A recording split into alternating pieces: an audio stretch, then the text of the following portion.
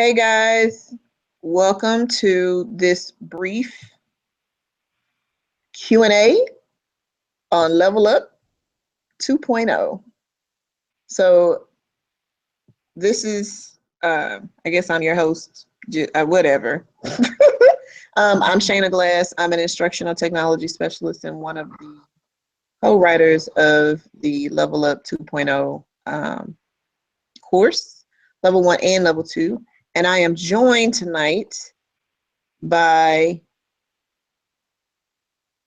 Bradford Harris.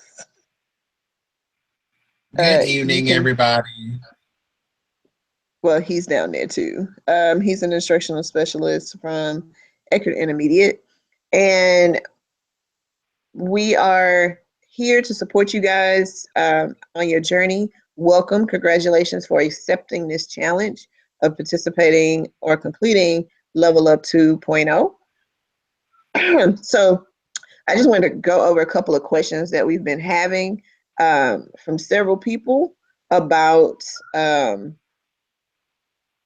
several of you about the course. We're going to start with the first question, which is how do you get the course code?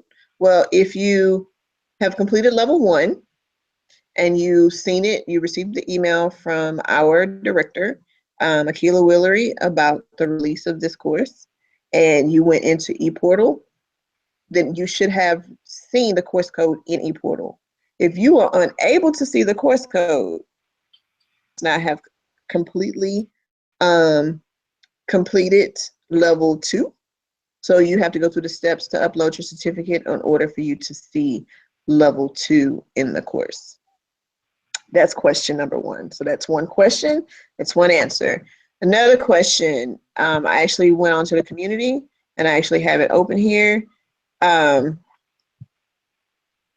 me go in. I said that we were talking about what is Level Up 2.0. So there is a distinct difference between Level Up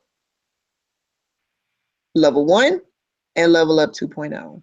The big difference, if you've yet to see it, is that the course is a practicum. What does that mean?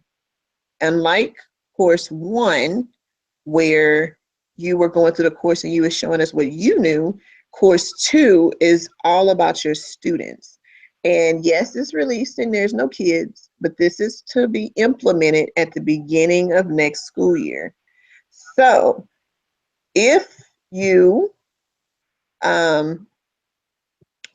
if you thought you were going to be able to complete this over the summer, the whole purpose of doing it now or starting now is so that you're ready on day 1 or even before day 1 when the kids come. This is the time when you prep, get your site or blog ready, and you to get all the planning out the way, get your lessons ready, everything that's needed to be ready for day 1. That's the question about the difference between level 1 and level 2. This is the big question. How do you post your responses or your information on the Google Plus community? Big question deserves a big answer. There will be a video here outside of this video that will show you briefly how to do this. So I'm actually going to make this a little larger. I have been posting, trying to help post questions that go with it. As you can see at the top of the page, I actually posted your welcome discussion where it says it starts here. And it says that we're asking you to introduce yourself. We have 34 people who have so far underneath the feed. So this is a feed. The information explains to you what to do, and all you are to do is to reply with your response. This is this way all the way throughout the entire community. There is going to be a minimum of 9 people per campus posting in this community. That's roughly 700 educators. Right now, we're close to 200. And so to contain and maintain, what's the word? to maintain order within the community. The structure of the community. We have created the post for you. So you do not have to post. I'm going to say again, do not create a new post. There's no reason to click the green pencil. Each one of the requirements within the course has shown you where to post. So like your digital citizenship reflections should be posted under the digital citizenship post. This should be a reply. Your lessons should go underneath the digital citizenship post per your grade level.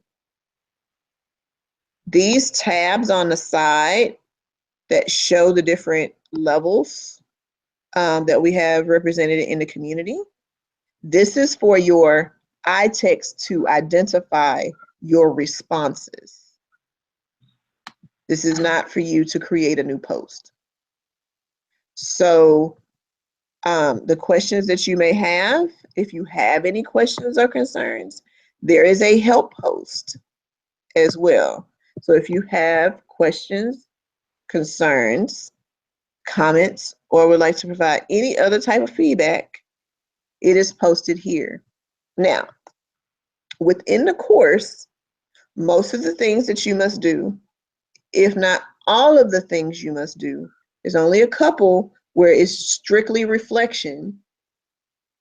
All of them must be done on your website or blog. I think that we'll have another post about the difference between those two and how you decipher or decide on which one you are going to create. But all of your posts before you post it in this community, in this Level Up 2.0 community, must be posted on your site or blog first. The only thing that you have to post here is links. I'm gonna say that again. Anything that you're posting, for instance, we do have a couple.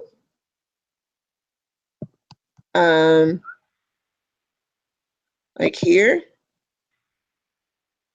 we have a couple of people here who chose their lessons and explained why they selected their lesson underneath the posts that go with it. It's posted here. So that's how you would do that. For those creating sites or choosing sites or blogs, there is a post here.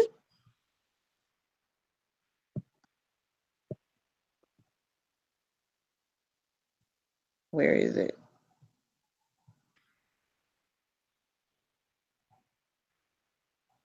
It's all the way down here.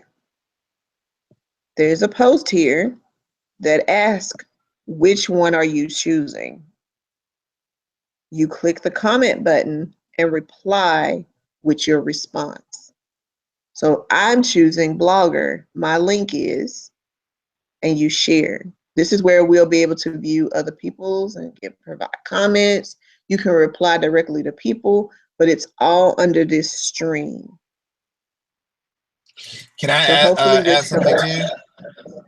Good, definitely. Go ahead. Basically, the way we do have all of this set up is, as of right now, the building stages of getting everything set up. Just as if, imagine you are coming back to school and you're getting your classroom set up with you making your copies of your syllabus or your directions, you're putting your butcher paper up on the wall. This is where you guys are at right now. You are at the building part, because you won't be able to do this come second, 20, whenever we come back, because of course we'll be doing planning with campus and district initiatives. So as of right now, the stage that you're going to be in is the building process. Posts that we have put in here, like Shayna said, there again, there's no need for you to click on the pencil. Right now, what you're doing is, if you're going through this, whatever you're saying, like for example, if I'm looking at, as Shayna's going through, like say digital citizenship, you are looking at that one post and you're reading it, and you can reply. At right now is you can go ahead and put a response in, but as a rest, a reflection component, you're going to have to go back. So say you're going to talk about you know a responsibility for digital citizenship and why that's important. That's great, and we're glad that you posted that in under that piece.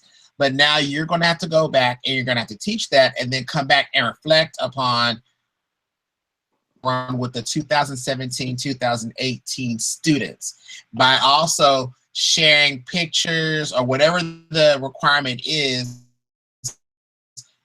back to that post. So right now, everything is more of, this is what I'm gonna do. I'm in the planning stages. I can share what I'm gonna do, but when the school year starts, that's where I'm gonna actually go through the process, and then I'm gonna go back and then reflect. Absolutely. Absolutely. So as you're going through the course and it's asking you to do these things, it's great that you're doing them separately, but make sure you place them on your site. And when you're ready to share that with the world, then you just posting that link from that page in your site or your blog.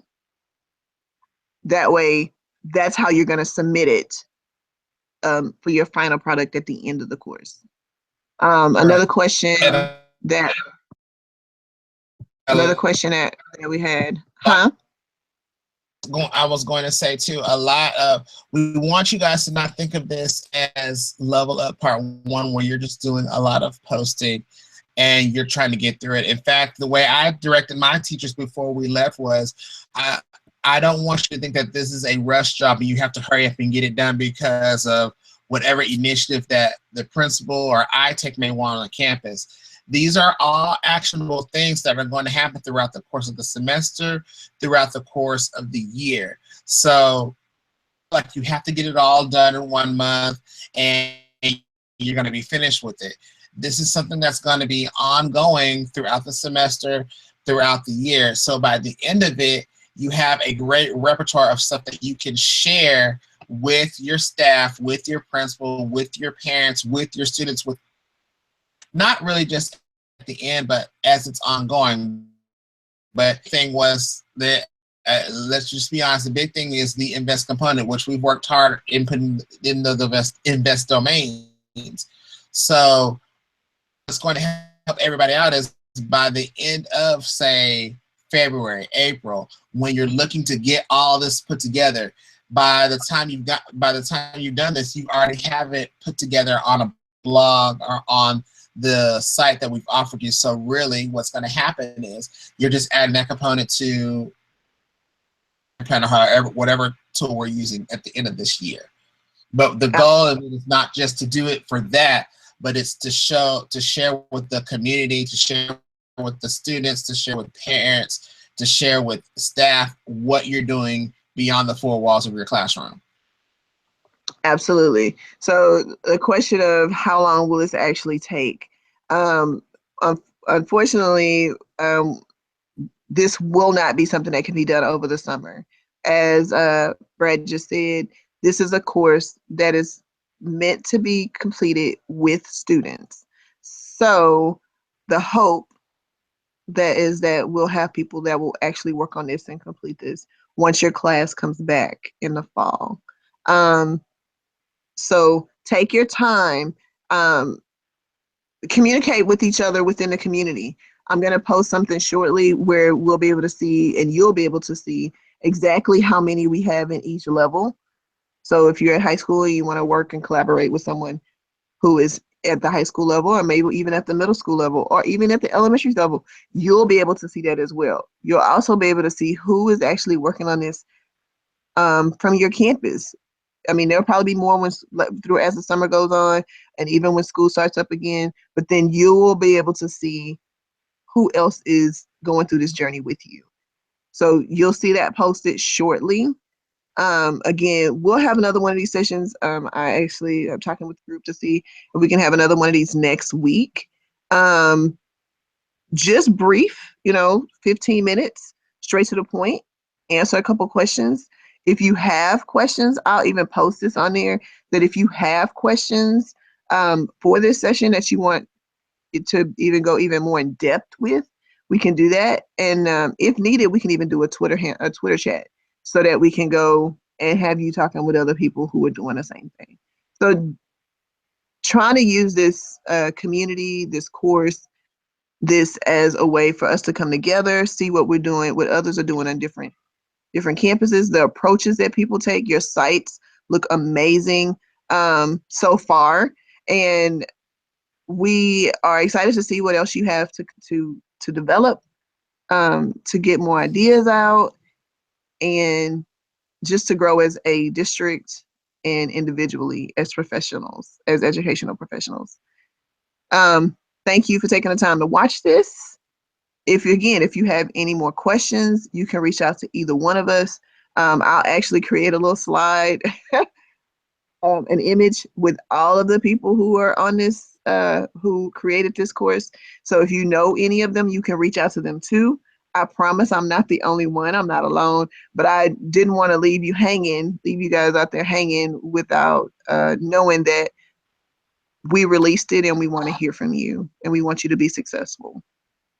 So thank you all. Have a good night, and we'll catch you later with more Q&A about Level Up.